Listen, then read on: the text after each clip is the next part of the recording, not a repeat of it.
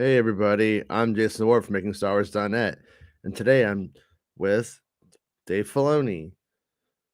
Jason, how are you? I'm a little bit late today, but don't worry, I'm not pregnant. So, I just want to make a big Disney Plus announcement for y'all. We got a new series coming. Really? It's a General Grievous series. It's called Grifton the Grievances. Ooh, Oh can't wow, wait. that sounds good. Is it from Mm. showrunner Tony Gilroy? It's Tony Kilroy. You know what I'm saying? He's gonna kill it. He's gonna kill Tony it. Killjoy. Tony Killjoy. He's gonna have Killjoy. It's gonna fun. be all dark and dank with the best special effects. It's gonna lightsabers gonna be everywhere. Oh, I can't That's wait. cool. That's cool. Mm. Well, thanks, Dave. Yeah, 58. It's gonna have 69 episodes. Oh wow, what a number! How many seasons is Mm. that? That's a lot. Like 6 seasons? Oh, it's season. Oh, it's so seasoned. Know what I'm saying? It's just lots of good season. All right, I gotta go. Bye. All right, bye, Dave. Good announcement. Big announcement. Oh yeah, that was amazing. That was big news, guys. Here we go. This is actually cool news. If you're going to Celebration, I can't. I'm not supposed to even talk about this thing, but I'm gonna put this out. This is a big deal. No, this isn't a joke. This No, I love serious. that graphic. I love. Yeah. I love I like the solid. Look, as a graphic designer, here's my only complaint: the hashtags should have also been outlines on the outline font. That's my only.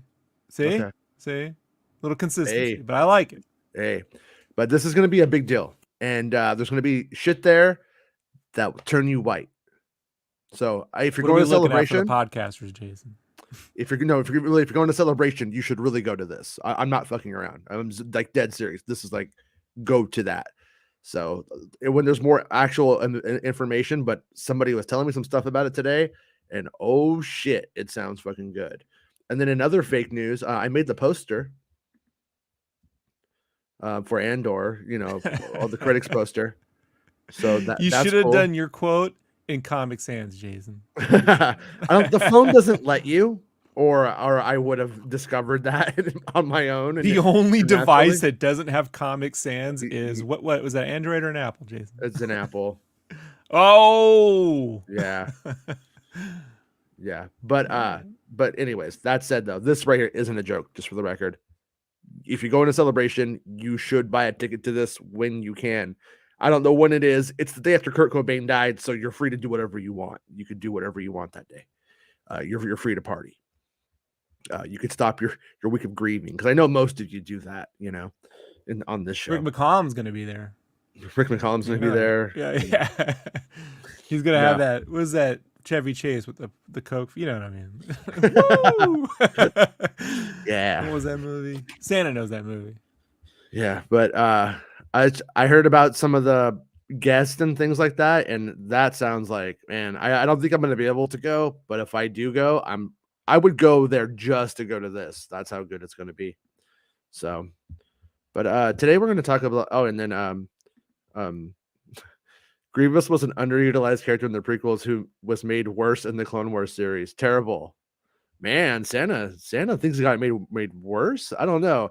I just don't see like a mustache twirling guy as anything to take seriously or to hate. But the that video yesterday that was going around of the theory guys shitting on Andor and then going, they should say Andor's terrible and then they should do General Grievous in that style. I would just imagine General Grievous doing fucking Luthen's speech, you know? For a sunrise I will never see. It's like, no. It's before the cough. He just farted a lot. Yeah. So he went from farts to coughs. So totally different. The saving face thing is like, before he's General Grievous, before he's the robot man, and then he's just like, oh, I'm a big alien. You know, anyways, it's fucking insanity. It makes me laugh though. It makes me happy inside. But should we talk a little bit about in Andor spoiler territory? Nick says Kurt Cobain died on my birthday. Fun fact. It depends. Did he die on the 4th, the 5th, or the 8th? They found his body on the 8th, but I think he probably died closer to the 5th. If you just take all of the accounts. But they found his body on the 8th, I think. Anyways. Fun fact. I don't know if that's a fun fact. Okay. I mean, if you hate Kurt Cobain, that's a really fun fact, you know? Thanks for ruining my birthday. I don't know what to say, dude. I don't know. Batman knows. I said some pretty stupid thing on Bestman's podcast before, but I don't think they're gonna. I could top that basically. Yeah, it's true. It's pretty amazing. But hey, from the people that brought you Bait and Switch and It's the Reva Show, you should not be surprised. It's called the Master Bait and Switch, Jason. And before anybody starts trying to twist the words, you could have your shit opinion. The problem is the idiots who take the shit opinion fucking, seriously. And then also when you come up with a false sense of sincerity in order to push an idea to rile up an audience for super chats, that's when I get kind of like, fuck you, about it. But Enter the Grift. That's the other name of the series. Yeah. Back to the Grifters. Mm-hmm. General Grift. General Grifter. Yeah. First it was Grift and then became Darth Grievous. From Grift to Grievous, Grift Tannen.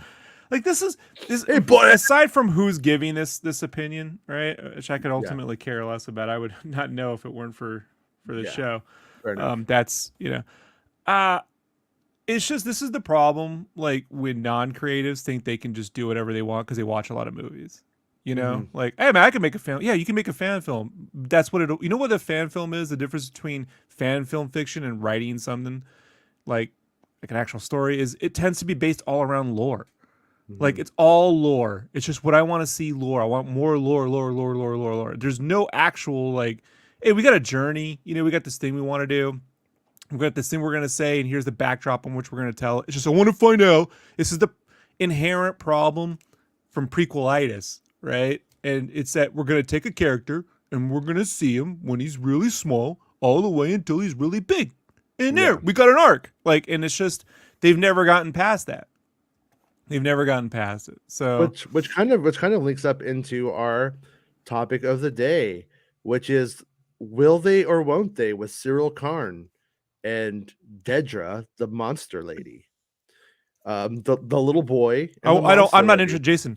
I'm not interested. I want to see the will they or won't they with Aura Singh and a clan of Jawas. You know what I mean? Like, I mean that's what they got me there. That's what I'm interested in. Really, yeah.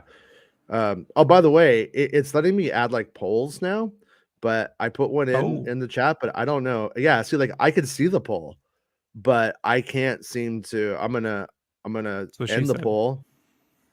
And so 65% of the people of the audience thinks that they will. 34% says no. Now, I don't know if I'm able to show this in StreamYard. No, StreamYard does not show the poll. So that's kind of the problem. But we got the data. That'll be your quote on the ad for StreamYards. It does not show the poll. Like, oh, okay. Okay. So we're gonna get into that now. And why I said that it linked is that when people write fan fiction, that's the one that they write. They write the fan fiction from moonlighting when they when they get together. They don't write the shipping fiction, right? Well, that's the problem with people who try to do bad scripts to try to get jobs in writing, is that they write the most important one. They write the one where, they write the one where the big thing happens. They can't write the average episode. That's the average episode. Correct. They want to write the big. Here's the big. The big war, right? So I was listening to Writers Blockbusters podcast, which I highly recommend. Everyone go subscribe, listen to it. Even if you have a vague interest, just listen to their Star Wars episodes and their Indiana Jones stuff. It's really great, right? But they were covering everything, everywhere, all at once, right? And one of the guys on there, Jimmy George, he's a script consultant for a living, right? So it's all he does is read scripts and then whatever. And one of the problems he had at post everywhere, everything all at once, or Game of Thrones, is now he gets these scripts where it's like they want to take 7 kingdoms and there's 7 whatever, and this has their culture and that has their culture, and they want to tell Game of Thrones in like a 90-minute movie. Yeah.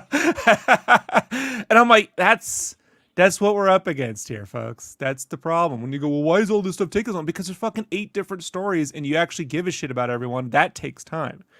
But I'm missing $400,000. But can you write and make a guy eating cereal interesting?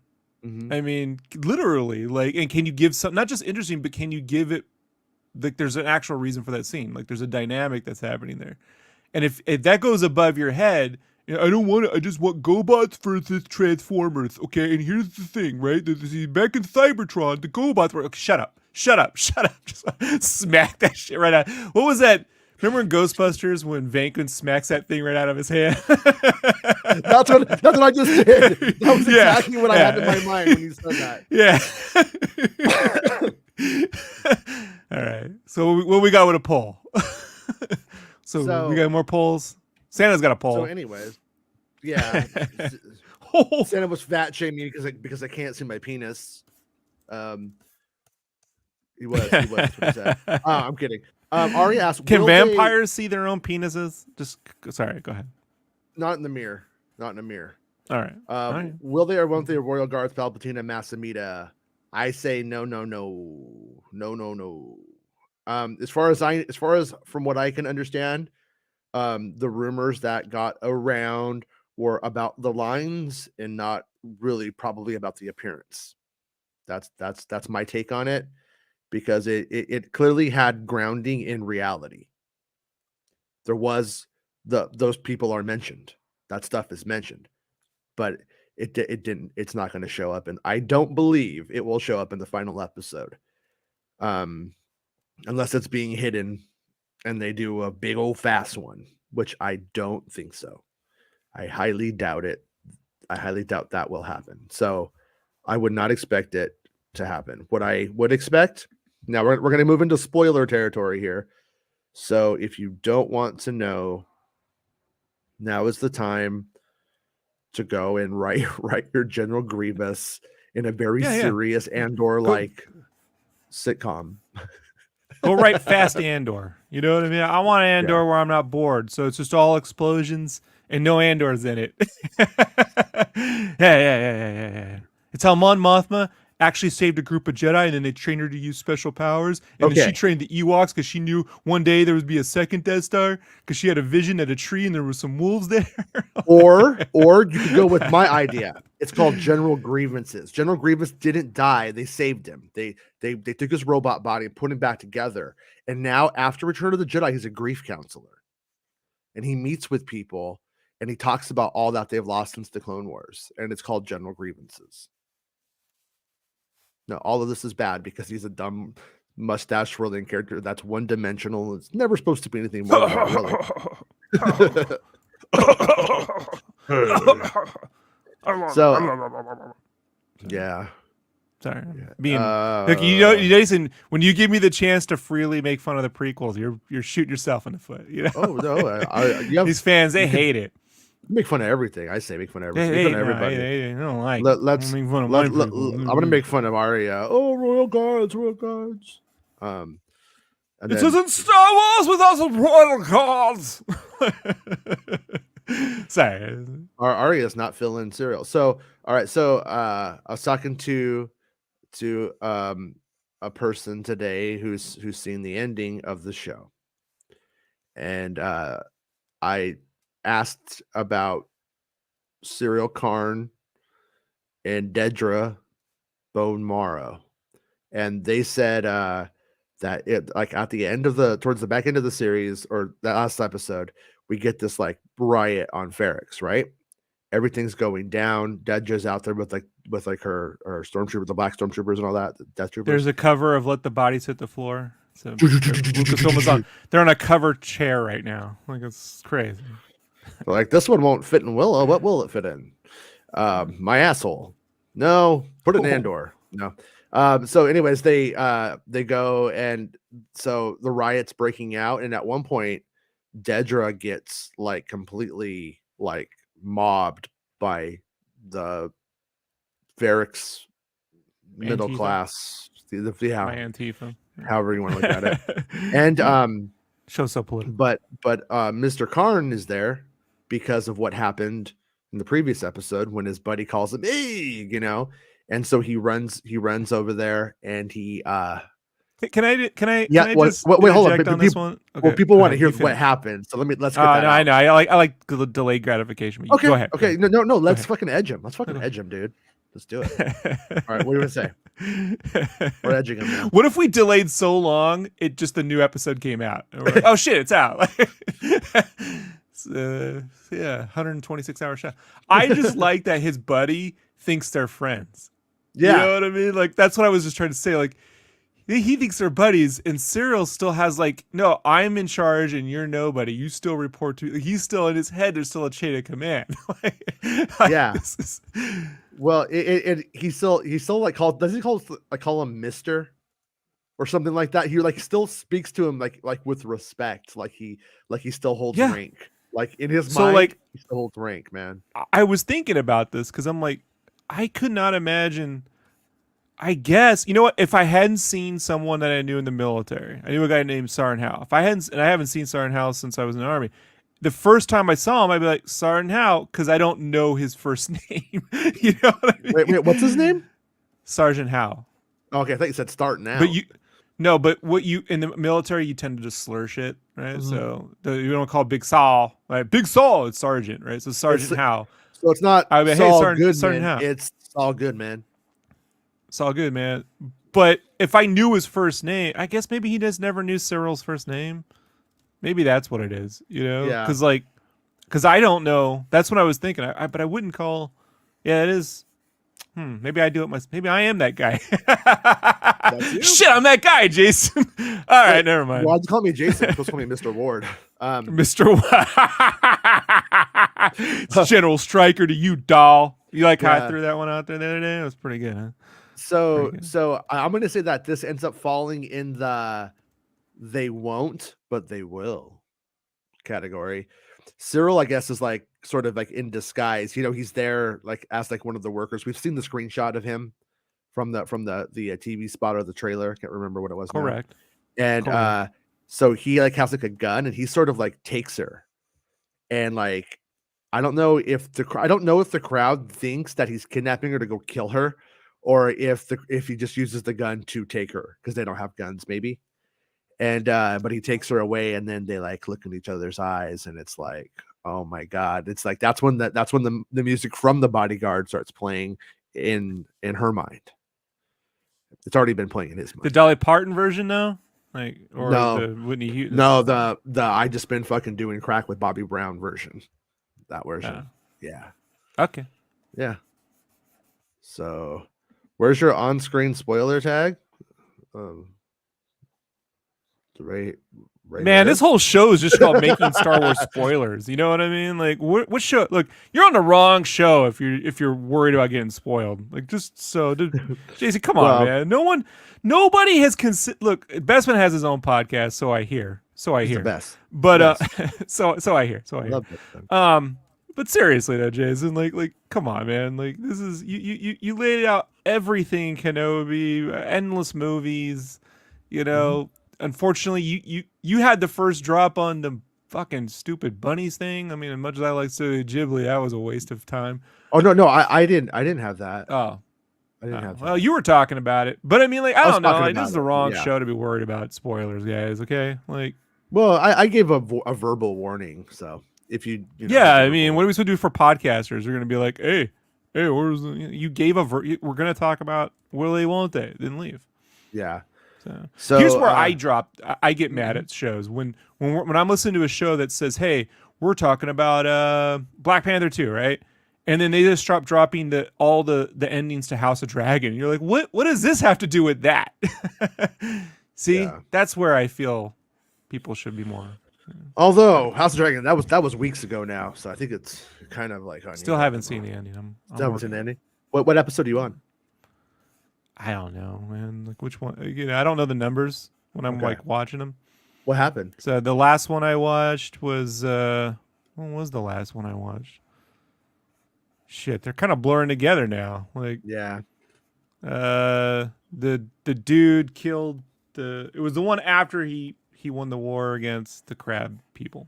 Oh, okay. Crab people, crab people. That's what Yeah. I was doing that. My wife was not happy, but Yeah. the one after that, whatever happened in Okay. that episode. Yeah. Yeah, my favorite part's coming up, but I'll tell you after. Okay. Do you guys remember Empire Records? I love that movie. Watch it Sorry, every really year. random.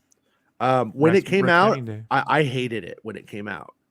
It was one of those, like, it was like in that time when they were trying to, like, I'm gonna say it. I usually hate the word, but appropriate like the culture, and it was done in a cringy way. And They were it trying to make was, another Clerks. Is the studios were trying to make a big budget. Studios were on a make a big budget Clerks, yeah, and when Mallrats wasn't that, other studios were trying to make another Clerks. Yeah. it was, yeah, it was just trying to do that indie thing on 5 different levels at a corporate way, and it was just very generic.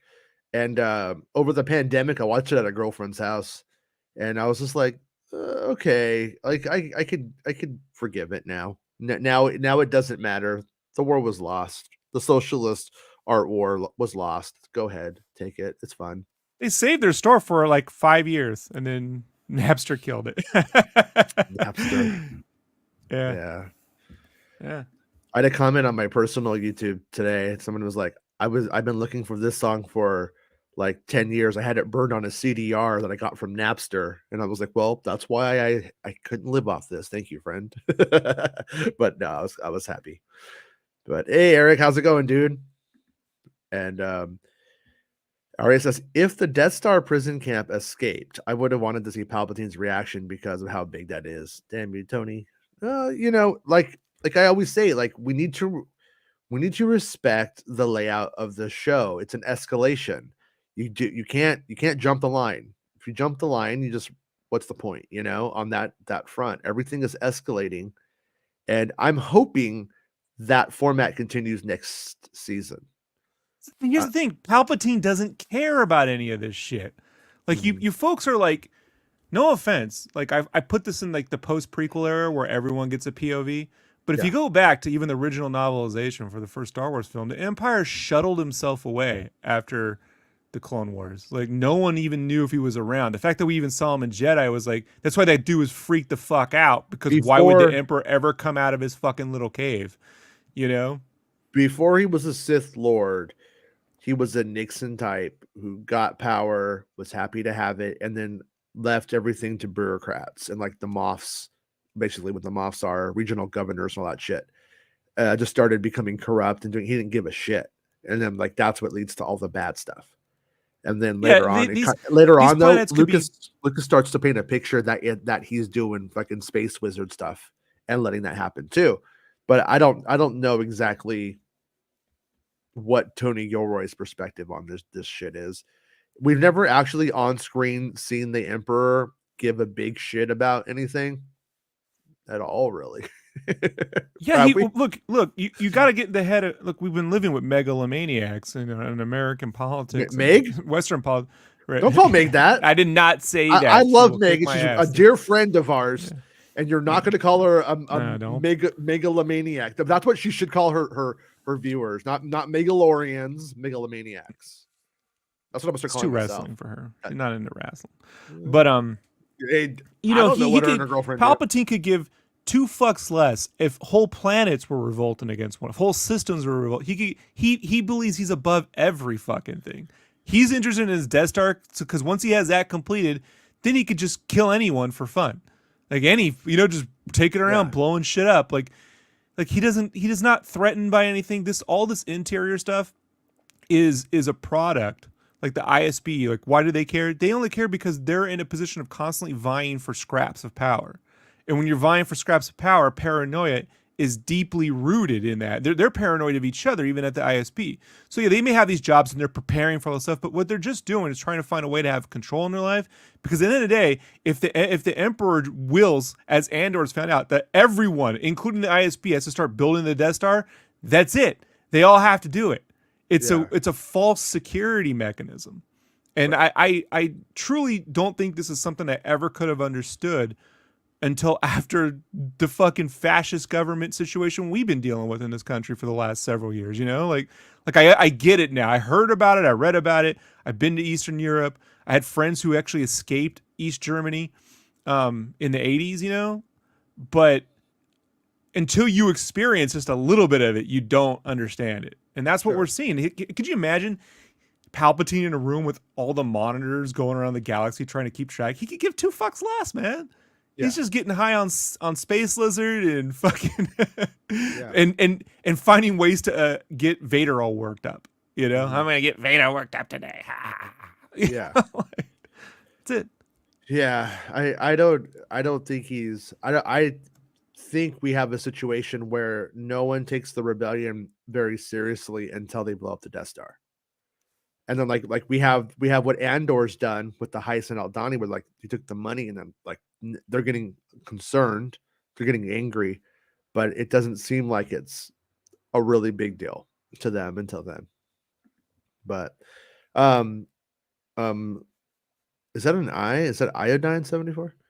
The part they are making, the parts they are making would likely be for the second Death Star, based on how close they are in Rogue One and how much the Death Stars are together in the Revenge of the Sith end montage. So the Revenge of the Sith end montage, that part, that's still a confusing one. Still like open to interpretation about when that is. And it's the ring around the Death Star that those parts are going to. So it's the original Death Star. It's not the Death Star 2. It's the Death Star 1, and it's the ring. And you have to remember, like, the Death Star gets built but doesn't work. Like the laser, like they get a lot of the space station aspect of a huge space station. That part of it works. But the laser, the kyber crystals and all that kind of jazz, that's like the big problem that they have, is how do they weaponize it? And like as we see in Rebels, they are very close to having it in Rebels. They need that giant crystal, but then Saw Gerrera blows the crystal up. So that sets them back. And that's why what's his name keeps having problems. And that's why Tarkin's able to steal it from him. All the credit, because it didn't go smoothly. Like, so now people are like, but the second Death Star doesn't make sense. I'm like, welcome to 1983. Like, no, it makes sense. Yeah. It's not a good idea. How long it took, even if like you figure out the laser. Yeah, I mean, once they have it working in the first one, then it's like it worked. They have the schematic. They're ready to go. After that, it's just like logistics to get it built. And then, as we see in Return of the Jedi, shit isn't actually built all the way, but the laser is. Palpatine was like, this time you're going to build the laser because that's the part I care about, and then the space station. But I'm with you though, that it's like, it's not a good idea. It's not a good idea to do it again, you know? So yeah, I mean, it's Return of the Jedi is originally Lucas's like, all of this shit bothered me in A New Hope, and I want to do it better. That's all that it ended up being. I mean, in a big way, you know. Yeah. Visually, I wanted to do a bigger thing. Yeah, and so we did it. Thank you for the super chat, the Star Wars podcast. Let's go, everyone watching, share MSW stream. Thank you. Yeah, like the video and subscribe to the channel. And I'm going to be on the Star Wars podcast on Saturday at 3 p.m. Pacific Standard Time. That would be fun. Marty, you should send me a link, Jason. So okay, if I can make it, make it. Cool. I got my dog's got a grooming thing, so we'll see. Yeah. We'll see. Why did those pics of Leslie Headland and cast filming look like they were standing on the Galactic Star Cruiser? They're outside and on a set, and what's that studio called? Fucking L Street. No, L Street it's not. No, it's not L Street. No, it's not. It's a new one. It's a new. That's why I can't remember. Apple? I think it's Cornwall. I think it's like Little Yorkshire. Little Yorkshire. See, you're making it really hard, because now I'm just like, but I know I'm making it difficult. But yeah, it doesn't. That just looks like an outside set, and it wasn't lit. and it's just a photograph. It's not how it's going to look. What if it looked good? I would say it doesn't matter. It's not how it's going to look. If it looks bad to you, I'm going to say it doesn't matter. It's not how it's going to look. But they're just standing outside, looking at on that outside set that Bespin Bulletin had the set pics of. So yeah, just is what it is. But his pics are cool. Check out his pics. But that whole thing is like whatever. It says right, the first Death Star is basically built at a point but not working. So this mass production of parts would likely be for a second. No, because I'm telling you, we see the parts going into the ring on the Death Star. Like the second Death Star is not like done.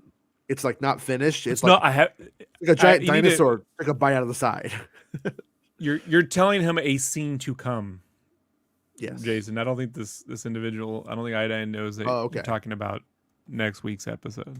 Yeah, you're going to visually see this fit in. You're gonna see it. Like it. Like why would they build another Death? They didn't start the construction of the second Death Star till after the first one blew up. Like this. Who says? Like that's. Who says though? Who says? I mean, man. Can we not do that story? Can we not? I mean, if there's just anything more bankrupt than a second Death Star, is that Palpatine had to like secretly plan another one just in. Come on, guys. Come on. No, like, I'm gonna say if you are a fucking the Emperor of the Galaxy and you have a weapon that can blow up a planet, you're probably gonna want more than one. You probably would just build a bunch of them if you could. I would imagine if Palpatine never was stopped, he would have one in like every fucking like quadrant. So it's gone from the Clerks bit where how could they afford to build one thing to now it's we're building fucking 50 of them. Like I don't. Yeah, he doesn't. Yeah, can they afford it? Well, he can. The rest of the people that are being enslaved to build it can't. The Geonosians that are getting gassed over it's not a story I'm personally interested in. Well, they're not telling that story, so we can't really. I mean, unless you just can't Return to the Jedi. But we can't really like criticize them for it because they haven't done anything with it. They haven't. they didn't do Rogue 2 this time. It's the Bothans. But Jason, they listen. Clearly, Lucasfilm listens to every podcast and takes ideas, and that's how they get it. Why they're doing that Grievous series. That's how it works. Fuck! Remember that time I said like Metallica sucks, but Enter Sandman's pretty cool. Fuck. Yeah. Yeah. So no more Yularen or ISB shit. Sounds like the entire episode only focuses on Ferrix. I don't know everything, Arya, so I can't tell you, but I don't think so. Like we have Dedra on Ferrix. Like I think this is all of the disparate plot stuff coming together. Bix is there, Brasso's there, B2's there, the funeral procession is there. The riot with the bricks is going to be there. Dedra's there to try to get Andor. Syril Karn is there because Andor. Yeah, the Vespas are there racing around doing fucking sweet tricks. Turns out, Marva, she used to be a Vespa stunt rider. A Vespin. A Vespin Bulletin. that was her newscast. The Vespin. The daughters of Ferrix. These are the sluts of Vespin. The sluts of Vespin. She was part of the sluts of Vespin when she was younger. It's how she rebelled against her mom. So that's how it works, Jason. Is there a sluts of Ferrix? Because I kind of want to get to know that story. Tony Gilroy, can you write me some fan fiction called The Sluts of Ferrix? Yeah, we can do that. We can. I don't have a Gilroy voice yet. I'm working on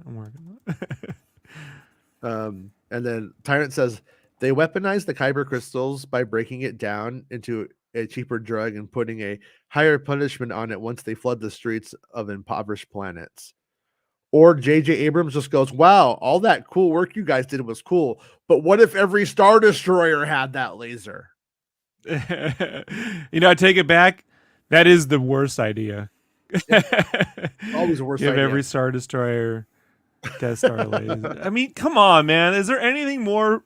That is the worst fucking. I forget how much I hate that movie. It's the worst Star Wars movie. Yeah, it is. I can't believe it. I can't believe that would be possible, but here we are. Yeah. Thank you again for the super chat, Star Wars Podcast. He says, please join us, Rob. We'll update the thumbnail title. So, yep. Jason doesn't want me on the show. I do. He likes to spout off about the importance of the storyline to Rebels for an hour. So. I don't know what you're talking about. You sound high right now. So we're going to see it in episode 12. Sorry for talking about that earlier. Still doesn't make sense from a time perspective, in my own opinion, but whatever. Yeah, the Death Star at the end of Revenge of the Sith, obviously, is put into the narrative when George Lucas doesn't intend for there to be anything else. It's intended to be the final word on what happens from episode 3 to episode 4. And then we end up with this, post Disney era and more Star Wars and stuff like that. And had that scene, Jason, taken place post credits, timeline wise, it would have. It's just that it takes place when things are happening now, and it could very well be taking place 15 years in the future. That scene, what I mean? Like, it's just like a time jump, and it's happening while you're seeing things that are occurring in real time. So it's yeah. And originally it was the last shot of the film, but it didn't work as well. So it got moved into being like the next to last shot, which further complicates like what the fuck's going on. John Mill's still mad about it. You actually go forward and back is the idea. It was supposed to be a forward, the only time you go forward, originally. By I don't know by how much though. That was never like determined by George Lucas. It just didn't matter. It was about how it felt, not about the logic of it. And then now here we are, and it's like, well, what does all of this mean and stuff like that? And I don't even know if the one that we see in Revenge of the Sith even necessarily works with the stuff we have in Rogue One. So I'm gonna go with maybe they had to take that shit apart. Like a lot of times, like maybe like we start to get that structure and it's like, nope, take it all down. This doesn't work. Maybe it blew up out. Maybe they tried to fire the test laser and it blew fucking part of it up. They had to go rebuild, So there's all kinds of things that you can just do if you want to overthink it and make it work for you that you can do in your mind. And that I'm sure that they will tell us in comic books and stuff someday if you are so inclined to read it. Please join us, Rob, and we'll update. Thank you, Star Wars Podcast. And then he also says that the anything past the $2 is locked on the site. I don't know why. I didn't do it. I'm like, I'm all about that fucking money. You know me. So I don't know why it's doing that. Maybe YouTube's like, you've given Jason enough money. Like, whoa, it's got hey, dollar bills in the strippers. The slut of Ferrix's panty. It's that episode Al Bundy took Bud to the strip club for the first time, and he was like showing him how to like make the money last. Yeah. Yeah. Well, I don't have permission to talk about most of it. Right. Just eye on the prize, Aria. Just eye on the prize. Think about what what we've said. That's the show. We're not going to like cut over and then, oh my God, did you guys believe when like, Jodo Cash showed up? Like that ain't going to happen. It's not, it's about these characters in this situation. Jodo Cash. Remember him? So we're bringing up real esoteric ones now, Jason. All right. Jocasta Nu, like the descendant of Jocasta Nu is actually working in the ISB and shit, it's ridiculous. Yeah, I mean, but we kind of end up with. Wait, Jason, I am truly lost as to what the end ends up like. Well, you're gonna have a riot, and then you're going to have a reckoning. What? Star Wars Podcast says, if Andor surges between season 1 or could season 3 happen? I'm going to say probably not, because they're going to have wrapped up the story. But what I think could happen is like at the end of this one, like when you have like Bix go off with, what's his name? Like, who knows what happens to them? Who knows if they come back in season 2? Who knows if they die in season 2? So there's just always that just general Star Wars television show possibility of if you didn't die, you might end up somewhere else. We live in a very spoiled time for content, folks. Like, you know, when Tony Gilroy says it's incredibly difficult to make this, I think people need to like really try to understand it's incredibly difficult to make good Star Wars. Incredibly difficult. That's why George Lucas drove his fucking. He wanted something that was less. You know, that the Clone Wars series means you don't have to. When it's a series, you don't have to like show up with the world's greatest fucking movie every time you go to bat. Right? And the more well-liked something is, the more you have to like amp it up every time. You either amp it up like hot shotting, where in wrestling, where you like, let's give them more big stuff, or you like, well, I just want more arcs and quality. Well, that there's no fucking arc and quality button out there. You know, everything in Star Wars beyond just the storyline has to be approved and designed and built, and then it has to look good. And we've seen Star Wars where you're like, look, they did all the things. There's all the stuff. Why isn't it working right? And that's when I really became apparent to me during Kenobi. I'm like, how, even with all the technology and the models and the examples of what works, doesn't work, even with these same actors and designers and directors, it doesn't guarantee anything. It's super, super difficult. And I can only imagine, having worked on some difficult projects, man, that shit, you sleep about it. You go to sleep, it's in your dream all night. You wake up, and it's never ending for years. Like, folks, you ever have crunch at work? And then you're like, oh, finally I get time off. Imagine never having time off because you're just stuck in a Star Wars heard that and he grinder. said, "Is that cereal? That's cereal? Yeah. Crunch at work?" So I think just crunch at work. Be happy you're getting it because like I mean that their plan was to make 5 of them, and if it was easy, I guarantee you'd be getting 5 seasons of it. You know? Yeah. But well, I think that also I think like not only is it that. It's that the guy, I mean, he's not a fucking grandpa, but I don't think he plans on doing this job when he's 80. And he's pushing 70. They did the math on it, and it's going to take them like 10 years to do it. So it would be what they just went through constantly for 10 years. And it's just, they just don't want to. They just don't have it in them. And honestly, what if it gave him a heart attack? Like watching Diego Luna at 50 play a 22-year-old would get a little bit weird too. You know, like it's. Well, Gilroy talked about that. He said Diego's not going to have the face, and then you go, "What about face technology?" I'm like, then you're getting a whole nother thing where like, or maybe we could tell a more efficient story. So, you know, we figured out how can we do it in one season, you know? And look, will there be a gap? So they're going to be like, I wanted to see this, and this series has this one pace, and the second season has a different pace. Well, that's just life, man. Like, you got to like pick and choose. There's a thing I used to say on the show, and I'm going to bring it back. It's called the realities of production. There are realities to producing things. Wait, you mean they don't just put like a camera in front of the screen and go make it up, and then they just make it up, and then they get bat in the sun and they just wish list it all fucking day. And it's Andor versus Wolverine versus Deadpool versus Grievous versus. Yeah. I want to see Bix. I want to see Bix break the fourth wall and shake that thing. Yeah. And not everyone creates at the same pace. Just because you're like, hey, Favreau could write it. Yeah, well, Favreau wrote fucking Boba Fett. So what? I mean, like, some people can, like, Quentin Tarantino can get on a roll, but how many people have pulled that off? It only took Favreau 2 days, Rob, to write Boba Fett. So, I mean, Tony Gilroy has like 6 months for the fucking deal. Yeah. Robert Rodriguez, like, I'll write the whole fucking thing and direct it, and I'll score it, and I'll do all the visual effects, you know, like, in a week. Caden says, at the end, Willow presents the baby to the village leader, the High Eldwin, and as the probable reason for the dog's appearance. The High Eldwin orders the baby must return to a Daikini family. Man, that's the nerdiest lore I've ever heard. I like it. I like it.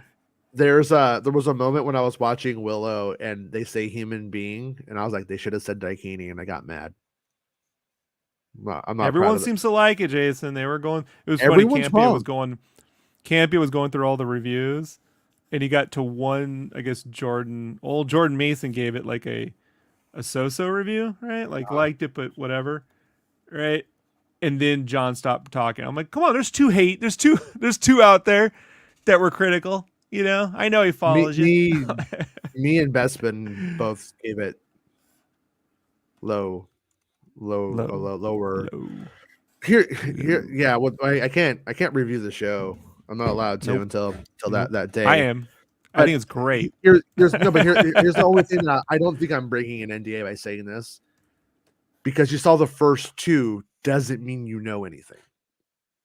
That's all I could say. It's Book of Boba Fett. If you only saw the first two, you didn't know anything. The show, we did get 5 and 6 were pretty good, but it's the other ones that 4. Yeah.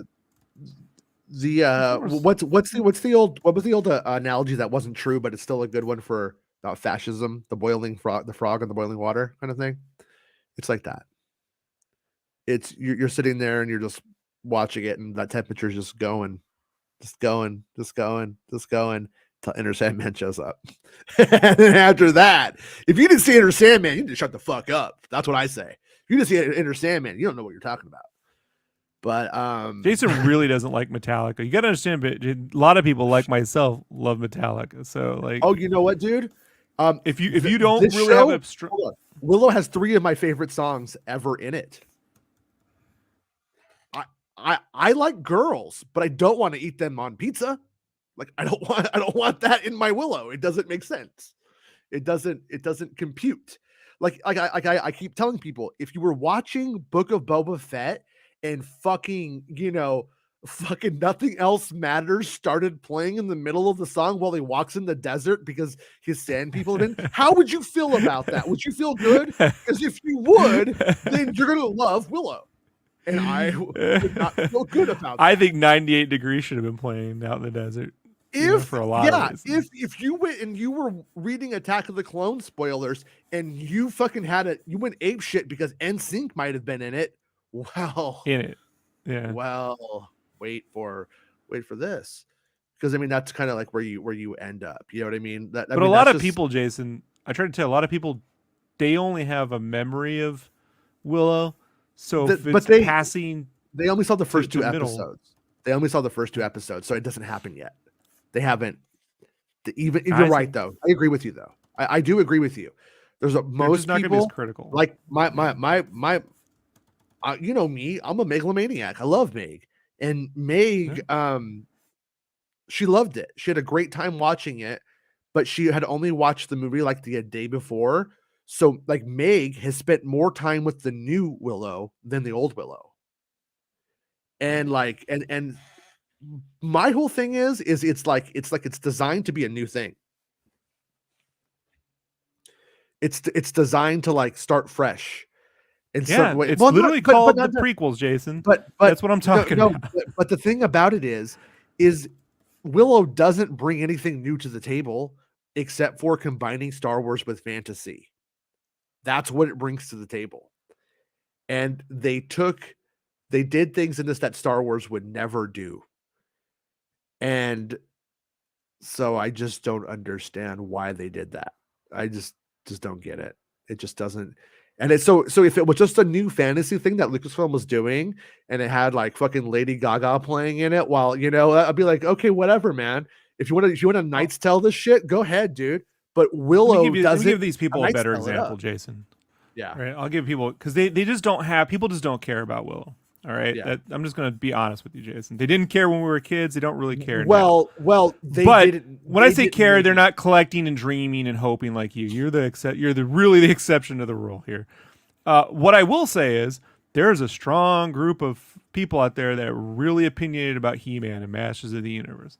And if they had made a Masters of the Universe series and then Metallica's playing right in the middle of it, you'd be like, we're right back in that movie we watched back in the 80s. We're running around like it wouldn't fit for them. You'd hear Harloff going, why aren't they taking it serious? Why is it a goof? Blah, blah, blah, blah. But Willow was kind of a goof when it came out for folks, Chase. I know you didn't feel that way, but I'm telling you what my uncles were the nerds. Your uncles hate everything. Your uncles suck. No, they love Gilligan's Island and Forbidden Planet and the Star Trek. Willow made a fuck ton of money. It's just that George Lucas and fucking Ron Howard were so spoiled by having mega hits that a really good hit just wasn't good enough. Like that's what happened. Willow, I mean, you can look at the box office. it wasn't awful. It just wasn't fucking. I didn't say it was awful. I'm saying people thought it was a goof. You know, I don't know, man. I don't think so, man. I'm not saying that's true. I'm just telling you the general Yeah. zeitgeist. So when you to this day, so that's why you have that video where, you know, Warwick is making fun. No one cares about Willow because there's that fucking thing. That doesn't say you shouldn't, and that you don't go into something, you know, creatively and go, well, no one cares, so we can do whatever the fuck we want. That's not at all. But I'm just saying, if you're aware what the zeitgeist is, you get more leeway. But when people are really like, I've always wanted to see Masters of the Universe done right, you know, and then it's like Thor. People gave Thor a lot of fucking leeway until they made a Thor movie everyone universally loved in Thor Ragnarok.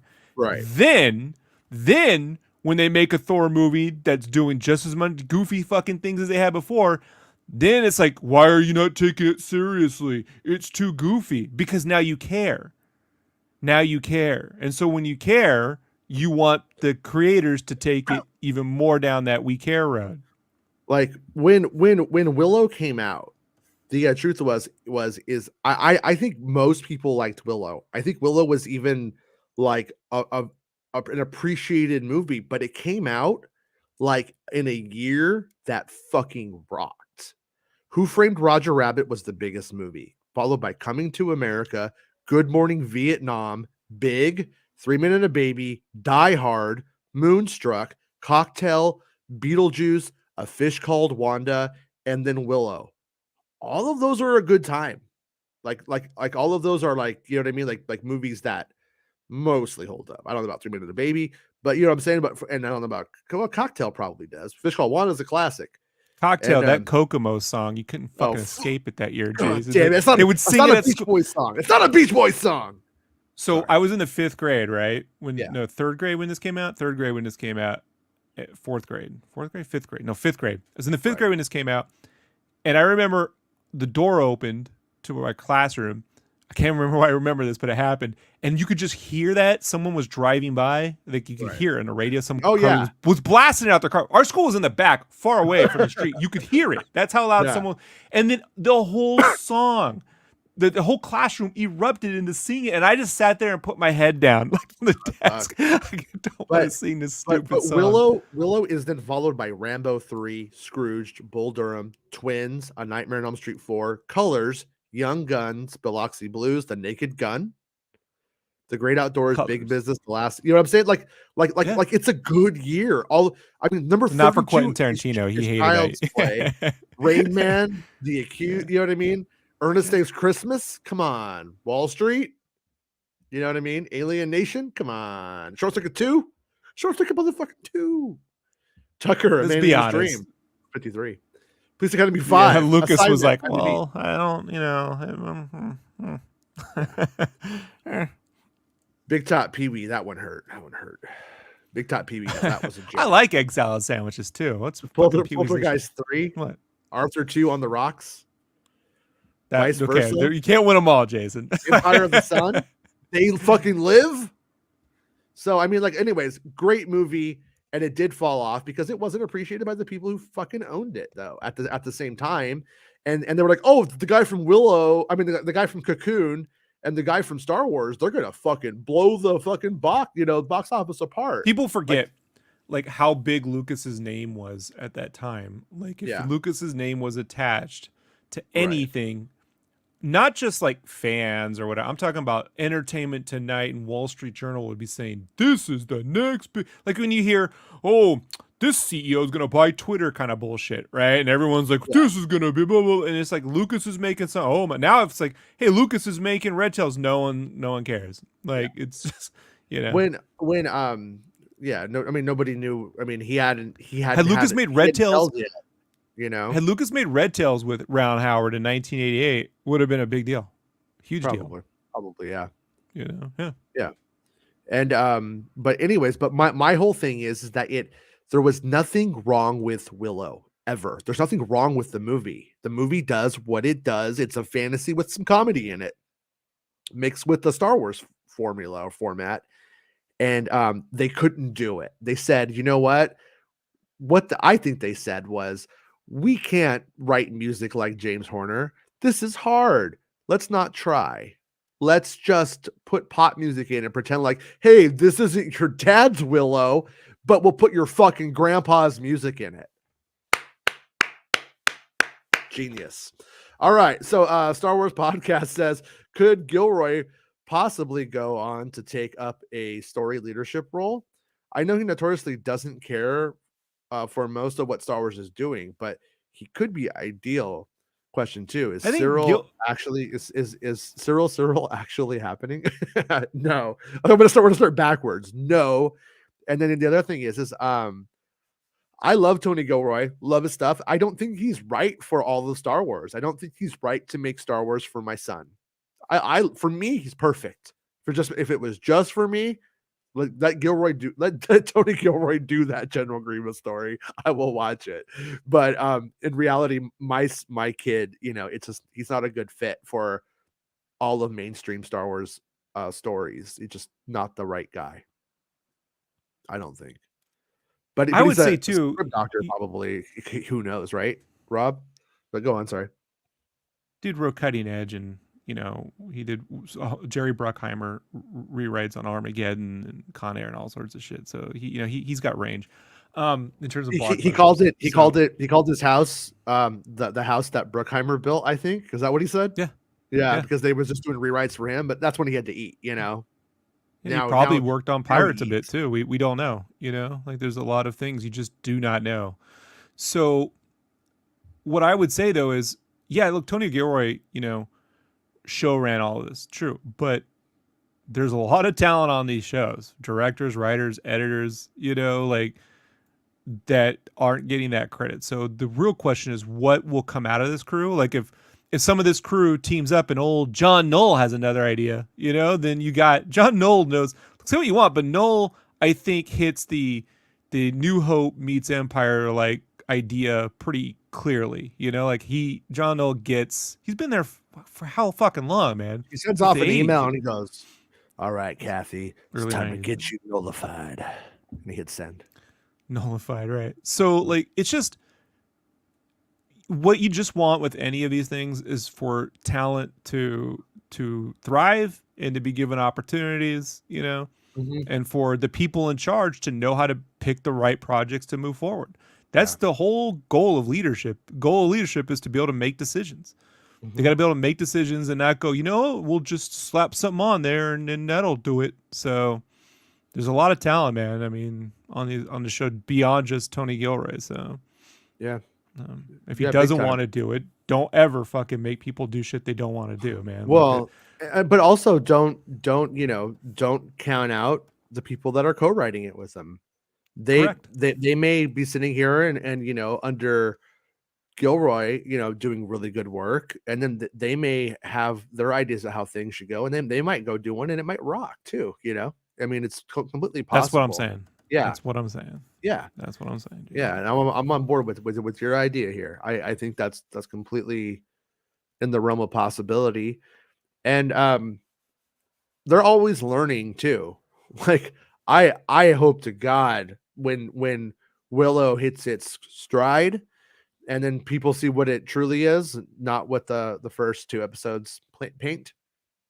That I hope people say it's not acceptable, and that the Willow show moves away from it, and and I hope that they don't think that this is appropriate for Star Wars eventually, because in my opinion, they're cut from the same cloth, and if they would do that with Willow, who knows what the right or wrong project may bring with Star Wars. Look, like we have friends that actively say they want Bryce Dallas Howard to make a Star Wars trilogy. A person who's never made one film. Yeah. No offense to like the quality of their work on a TV series of any level. Sure. Making a movie is 10 million times more difficult than making a TV show.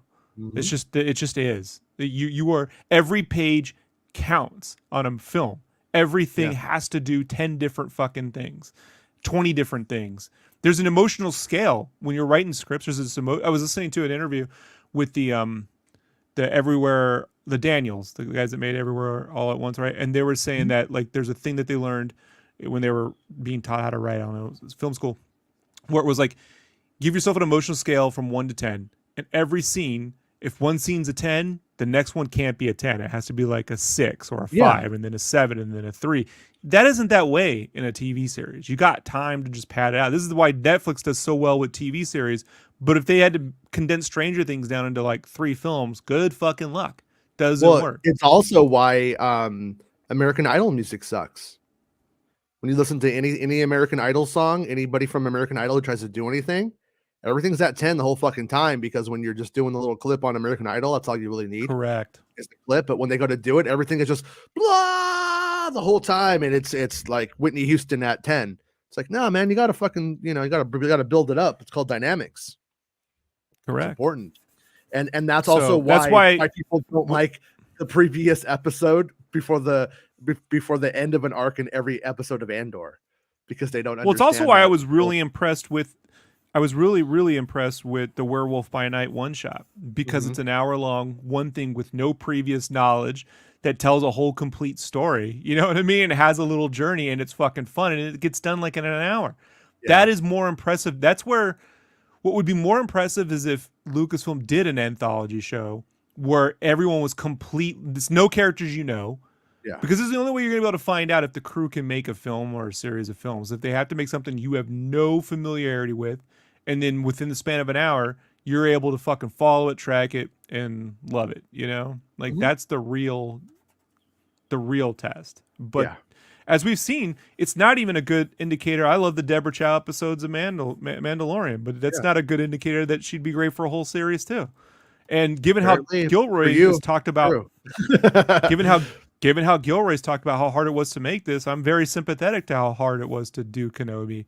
I don't think that was easy at all. And I think when you scale up the work beyond one episode, now you're in charge of, 8 or 9 hours of content. Man, it's just so hard, dude. It's so hard. Yeah. No, it's I think it's like, I've never made a movie. I've made records though. And I could tell you that there's just such a difference between like knocking out, like I've been in bands with people who've gotten really jealous of my ability to be prolific, and would then write like one song and be like, I got it. Don't fucking need you. And then I was like, okay. And then they can't. And then like, a month later, they're like, hey, I think we should get back together. Like, I've had this happen to me more than once. And there's just a big difference between being able to make a movie, being able to make an episode, like stamina and creative stamina at certain things. It's different for everybody. So Bryce Dallas Howard could have it. I have no idea. But all I'm saying is being able to do a 45-minute episode of a TV show with the showrunner that is as laid established guidelines down and stuff like that. Who's made how many movies? How many movies has Favreau been made? And to be fair, but like with her, and I don't want to pick on her because we could just put that on anybody, because she's been in Hollywood her whole life. Her dad's a director. She's been on films. She probably could do it. She probably knows what she's doing. But her own dad made a Star Wars movie that didn't do too well at the theater. Her dad made a Willow movie that didn't do too well at the theaters. Right. To bring it back around. It didn't do well, but yeah, you know what I mean. But yeah, it didn't do well for what they were hoping. They were hoping for the #1 movie of the year. And they got like, and Zeitgeist well too. Remember how well received Last Crusade was? Mm-hmm. So whether it did more money than Willow or not would be irrelevant, because at the end of the day, everyone loved it so fucking much. It's how it's remembered. That matters. It's how it's more remembered. Than anything. And at the time, it mattered too. Like at the time, people were like, it was great. It wasn't just. I spent the whole morning. I got up early today. My kid had a play I had to go to at school. And I went to that. I got up early to work, and I worked on my new Syril Karn song that I had. Oh. And then I came back and I got it all ready. I was ready for the show. That's why we were doing this topic. I was ready to go. And then my fucking thing crashed, and I had to like revert the file back like a little bit. I lost all of the stuff to be able to get it out. But that happened to the dude in Metallica. That. Did it really? The guitars, yeah, like because they were saving. They had all their. They go off and do all their ideas, and then they get together and pitch everything. He had everything on his phone, and he lost it or some shit. It's all gone, dude. It's all gone. Like years of just stuff. And I'm like, you didn't have that shit backed up, man. Yeah, it's weird. But but I'm wanting to talk. I loved when what Nick says. I loved when I love Sting when his interest music was Metallica. I sure wasn't Fields of the Lord. Or remember that Sting song? So Fields it's like of Gold. Fields of Gold. That's what it was. Doesn't he say Fields of the Lord at one point? Am I wrong about that? Whatever. Yeah. He has an accent, Jason. Oh, okay. You hear what you want to hear. I just remember when he went Mon Mothma, Mon Mothma. Caden says wrestling and Metallica are the same, both garbage. Hey, I like my garbage, and I like the band Garbage. So go figure. You know, I have a really good observation to make on the 30th about Warwick Davis. Tyrant says depends on what era Metallica we're talking about. I will say Tyrant, fucking Whiplash on Kill 'Em All is fucking badass. I wish that whole band was more like Whiplash. But Up Until Load, sure, it's sharp decline and some of the worst albums of the mainstream 2000s. Like I actually do like the songs on the Black Album. I don't like the recording though. I prefer the Black Album stuff live, than the actual like recording. I don't know. That was the one that made me a fan. So we're of different minds on that one. No. I mean, as a kid, I liked it too. You know what I mean? Like, but now I listen to it and I'm like, man, I wish they would re-record this. I wish or it would be remixed or something. So like, I love Nevermind, but when you get down like the Devonshire mixes of Nevermind, way fucking cooler. Just stuff at that time, like the way that mixing was done and the way that CDs were pressed, it wasn't good.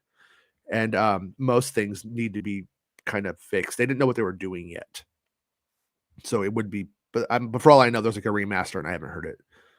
I don't want to. I listen to all my music on mono, Jason, so I'm not the best person for this. I like as if it were coming through a 1930s radio. You know what I'm saying? Like the crack, snap, crackles, and pops, and all that. Yeah, I love it. This guy. Yeah, I know. I'm not the guy. When it comes to music, that's why people like on my streams like, why don't you play music? I'm like, you would hate my choice in music. Summertime. Star Wars podcast says, Jason, we need to record the Willow podcast at some point too. Get all this out of your system. We need to talk about the Machine Gun Kelly's appearance in the finale. That doesn't happen. Shit, did I just type that? Yeah, I'm down. I mean, I'm down. Like, and to be clear, there's a lot to like. It's just things I can't get past, It's just like, no. They are poor musicians. They're actually very rich. I saw him shopping at the Gucci store. Thanks for becoming a channel member, Star Wars Podcast. Appreciate the membership and all the support. And all my channel members. I love all of you. Nick says, can't lie, it sounds like the best year for movies ever. It was a good year. It's kind of weird because like at the time I'm 8 or 9 years old. So I'm able to go watch trash, and trash is fairly good. You know what I mean? Like the trash is fucking rad. And so So anyways, Willow box office, that must be after the returns because it was like, yeah, I was bringing in like $57 million budget, estimated budget was 35 million. I see. So the actual take home is 8 million at the time. Probably didn't get anything. Didn't ever get re-released. So probably didn't make any more. The real question here is: a fish called Wanda or Fierce Creatures? I'm a Fish Called Wanda guy. I think Fish Called Wanda is really, really well written and performed. It holds up, I think. Yeah. Then says, I had been a huge Star Wars kid, Bantha Trek subscriber and all. Was in 8th grade when Willow came out. I never saw it until about 4 years ago. Yeah, it just came out like at a time when it was just like boom, boom, boom, boom, and I remember like seeing like Coming to America and like lining up around the theater to see it. And when Willow came out, it was like that. It had a big opening weekend, but then if we looked at the release order, I'm curious as to what came out the week after Willow, because I think whatever it was, I think it just sort of said, bye Willow, time for you to go. But it was Star Wars Podcast says, yeah, if it was a Spielberg backed or Lucas backed project, it had the eyes of the world. Yeah, for sure. I mean, it was like the gold standard, You know, in the 80s, you couldn't get anything better than those guys. They were on fire. So Nick says, great Willow chat. Can't wait for Avatar Fridays. Hey. Oh, I got some Avatar. Well, you know what? We'll get some Avatar. Is it time for oh no, when I was trying to find my thing, I lost my Avatar backdrop, but just pretend it's here. I did see the new trailer in 3D. The newest one, or a new one that has to come out? Yeah, the newest one, trailer 2. Yeah, they finally got released out too. It's fantastic. It is very like the underwater stuff is extremely in depth, like lens. I mean, everything, even like lens flares are 3-dimensional. So you saw it in the theater? Good. No, I have it at home. Oh wow, okay. Yeah, I have a 3D TV. So, yeah, I can do this. Yeah.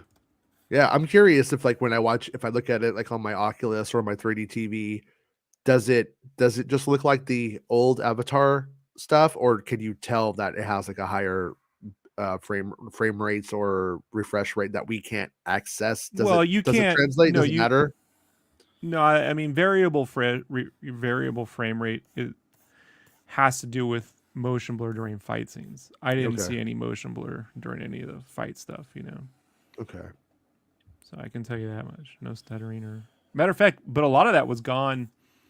A lot of that goes away depending on projection. So like when I saw the re-release in laser projection, there was no fluttering either, you know? Right. You're lucky, dude. Rick just pointed out it's Life Day, and we didn't know until pretty much the end of the show, which means you don't have to watch the holiday special this year. But next year, dodged a bullet. I will get you. I will get you good.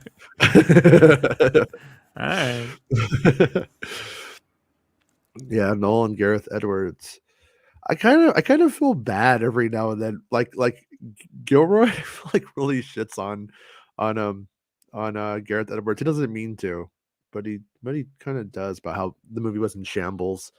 I don't know. Maybe he means to put it on Gary Whitta too. I don't think Gary Whitta's all that great though myself. This time, no Gary Whitta messing up the script as they go to shoot. I think Gary Whitta was probably a contributor of, you know what's cool? You know what I mean? A blind guy uses the Force, but he's not a Jedi.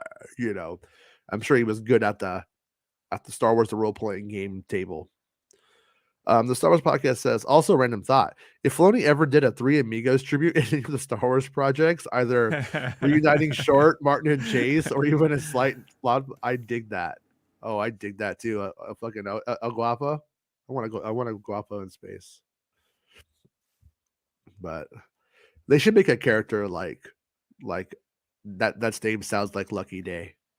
Lucky Day is pretty cool. Tyrant says at Star Wars podcast, Chase has been proven to be a terrible person to work with. He single-handedly shut down Community daily while they were shooting because he just refused to say lines he didn't get. That's fucking hilarious to me. I mean, not for them. Chevy Chase? Oh, Chevy Chase. Yeah. I mean, I don't know. He's probably is like a huge asshole, but god damn if I don't like me some Caddyshack and Vacation and 80s Chevy Chase. I don't really, you know, old Chevy Chase isn't funny. Old Chevy Chase hasn't been able to do any. Chevy Chase was only funny when he was like considered to be an attractive, arrogant, and smug piece of shit. Like that's when he is funny. And when he's like the old version of it, it doesn't really work. And then he doesn't. Vacation is the last thing, probably. Yeah. I would say that's probably when his career ends for me. And I mean, it peaked with Nothing But Trouble, and it ended with Vacation. It's Christmas Vacation. Sorry. Star Wars podcast says valid point, Rob. Don't make people do things they don't want to do. Question: is that what is the best way for Star Wars to reclaim its prestige, special feeling, to de-cheapen it and create more delayed gratification? They have to have a surefire, everyone loves movie win. They got to get the movie win, which is why I keep harping the Mando thing, because that would have given them their best shot at everyone loving something, you know? Yeah. A lot of it was based off of supply and demand, which they were holding the supply off of. And that's not fun though. Like nobody and that doesn't really necessarily make you money in the meantime. I think what they need to do is they need to introduce big questions and with big reveals, but that actually land. I don't know how they do it, but the sequel trilogy had who's Ray's parents, and that became like a big driving question that really had people like fucking like in it. And then the answer was wah, wah, wah. But if it had landed and stuff like that, kept like if the reveals were big, if like the melodramatic space opera stuff is they're able to like get that in there and really make it work, it'll go a long way. And so it's just difficult though. I don't know who the right person to do that is. It's not the way that movies are really made right now.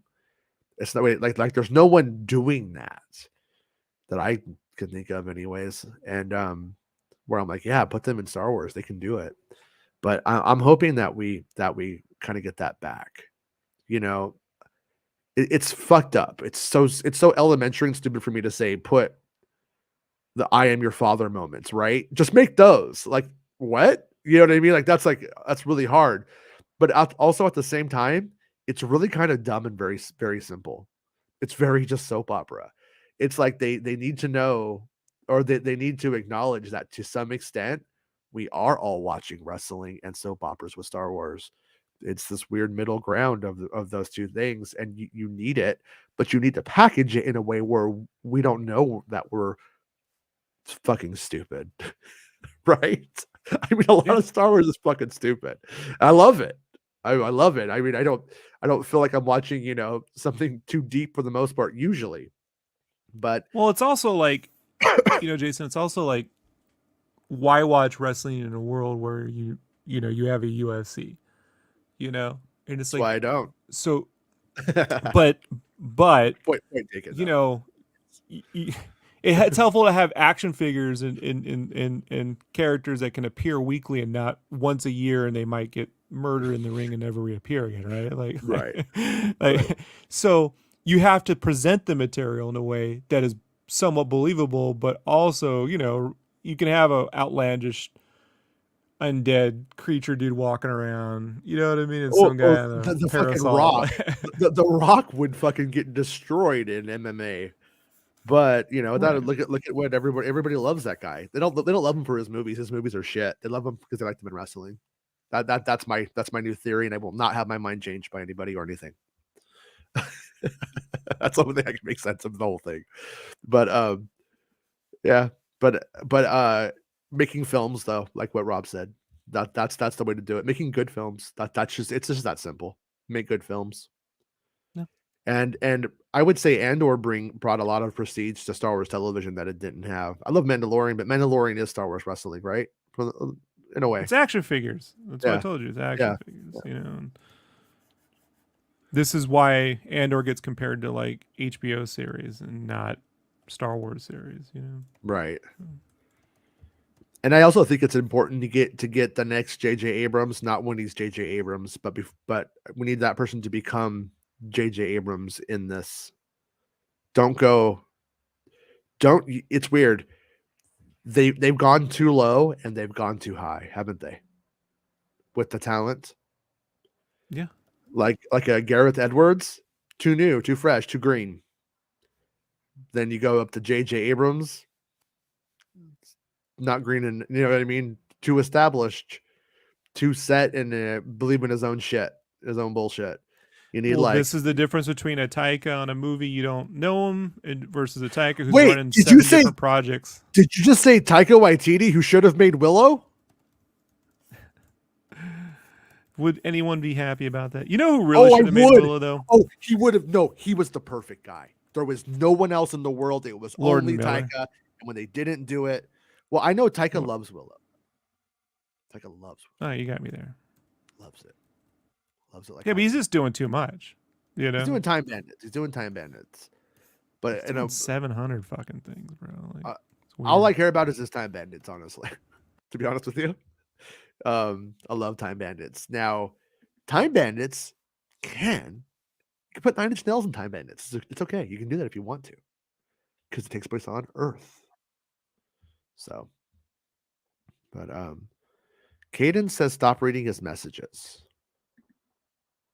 No, never going to stop reading your messages. Did I skip one? Is this reverse psychology? It won't work. It won't work. Yeah, you said it, Tyrant. Stupid Dawes. I hate them. They're dumb. But Star Wars Podcast says like a Black Mirror for Star Wars tells of the galaxy far away. I like it, Rob. Yeah, I would be cool with it within an anthology show. If the anthology show didn't do what we talked about earlier on, like the important stuff. If it's just like, here's this family, here's this political family, and here's what happens when you borrow $400,000 to fund a rebellion, that kind of stuff. If it was just shit like that, I'd dig it. And then if it all of a sudden it was like, here's fucking, here's the Jawa mating ritual, I'd be like, what the fuck am I watching? But I'm in. I just want to be clear. I didn't say Black Mirror is Star Wars. I said an anthology show. So I don't need to run it around the internet. Well, no, that's what you said. You said Black Mirror. He made fun of General Grievous. Now he wants Black Mirror in Star Wars. He said he wanted helicopter crashes like the Twilight Zone movie. I thought that was callous. Off with their heads. Too early. Uh-oh. The Star Wars Podcast says we could do a whole discussion on creative stamina in the spirit of Star Wars. Well, we could do it, but I mean, I wouldn't really be an expert on it. But I will tell you, Irvin Kershner didn't do Return of the Jedi because of that very reason. Yeah. Don't everybody read his messages. Read them out loud. Everyone, come play pre-order closed beta Warhammer Dark Tide. No. Star Wars Podcast says Havoc is like Whiplash era, only Metallica. All right. Kaden says Metallica are not highly proficient technical musicians. Yeah, it's not about that though. It's they wrote songs. It's the combination of the two. I personally, I like Megadeth better than Metallica. But am I going to say, did Megadeth ever write crossover mainstream songs that mix that form of metal with it? They just didn't do it. Megadeth, I think, is a better band, but you probably don't like Megadeth either. But but my point is the same thing. It's just, difference between being an Olympic athlete and somebody who could actually play sports.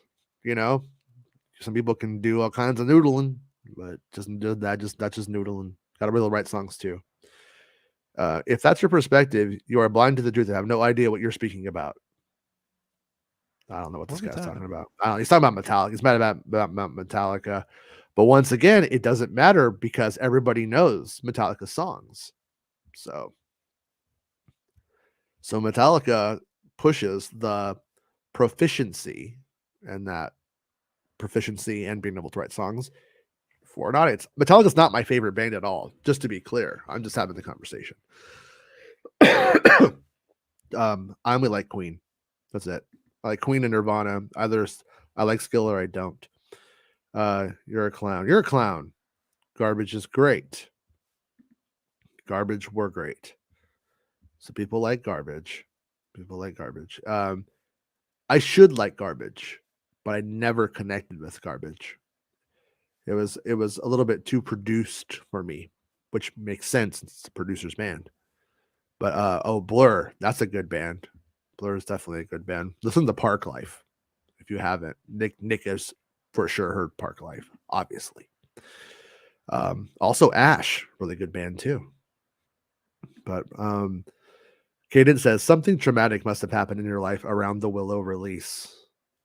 The whole 80s were traumatic, dude. The whole 80s. Avatar podcast, $2. I was calling you, Rob. I want my $2. Yeah. Yep. The Avatar podcast, you got the Willow podcast, the Star Wars podcast. I'm all about it. Sweater Song by Weezer. Hey Meg, how are you? I hope you. We got to go in like 2 minutes. I gotta go get kids from school. But Raid Shadow Legends. Fuck you, Meg. Fuck you. But man, you need to get those Shadow Legends bugs going, because you got the ad. Fuck you're ready. You're ready. Why is nobody talking about how Moroff is in episode 11? I was, Meg. I did. You see them out there. And I mentioned that he was from Solo: A Star Wars Story. Star Wars Podcast says, stoked to be in the same chat as Star Wars Meg. Come on the Star Wars Podcast sometime, yo. Question, has Meg been on MSW? Oh, lots of times. Excuse me. Meg was on yesterday. Was she on yesterday or the day before? She's on this week. Meg, why is nobody talking about how Bespin was in episode 11? What, Bespin Bulletin? No, don't. Star Wars Podcast says, aside, 9 Inch Nails and Twin Peaks season 3 was incredible. Gotta like, yeah. See, I'm to be clear. Like, people keep going like, oh, is it like Stranger Things? Like, no, the little girl in Stranger Things would be listening to Kate Bush. Kate Bush was playing on the radio at the time of Stranger Things. Therefore, by all means, get it. Yeah, and the rocker dude would be playing, right, Metallica. Yeah, right. Yeah, it makes complete sense. And Twin Peaks, same thing. Anything on Earth that takes place that was written around the time is fucking fair game. It's just like, you can't have, even Avatar could do it. Star Trek can put the Beastie Boys in the beginning of that movie because the Beastie Boys exist in that reality and that thing. But in the Willow place universe, no, it's not Earth. It shouldn't happen. It's a dumb thing. So, wait, what makes us on Sigra Milo, the wide shot of the base? Look at the bottom right. Yep. When you get to the partisan base, you can see him out there. And I feel like Johnny just needs to come on the show, because I don't even know what he's ever talking about. He said they were technically proficient. To a degree, maybe not to your standard, but to most standards, they are technically proficient. They're just not like really that, they're not like the best in the world or something. But also, don't care. Shit, I don't really like their songwriting either. I like their playing or their songwriting usually. Yeah. Star Wars Make says, MSW, I might unsubscribe because of what you said about Metallica. That's okay. But listen to Park Life by Blair. I said I loved it. I don't know what. He loves Metallica. So, like, we both have to agree on things now. I like Symphony of Destruction by Megadeth. He says, one song. Being technically proficient is not just noodling. I know, but it's like nobody cares. It's like taking your dick out and you got a big one and you're just like fucking swinging that thing, but you can't fuck with it, so nobody cares. You know what I mean? I do want that negative review on the podcast where it's like, the show's great, but their opinions of Metallica set unsubbed. Like, oh well. I have to go pick up the children. Cadence speaks sense. I don't know what's going on anymore, but I apologize if I have not been able to get to all of the comments today, but I will make sure to do it tomorrow. But I have to go get the kids from school, and we'll be back tomorrow at 1 p.m. Pacific Standard Time. Maybe it's a new Star Wars song. I don't know. We'll see. That's the plan. Love you, Johnny. I think you're thrashing around your room right now, breaking it apart. And that was my intention. But we'll see everybody tomorrow. Thank you for the Star Wars Podcast, for all of the support today. Really appreciate that. And be cool, stay in school, or I won't pick you up. It's the end of the show. Come on, let's go. Hey! It's the end of the show. Come on, let's go. Hey! It's the end of the show. Come on, let's go. Hey! You know you should go. Come on, let's go. It's not about spaceships.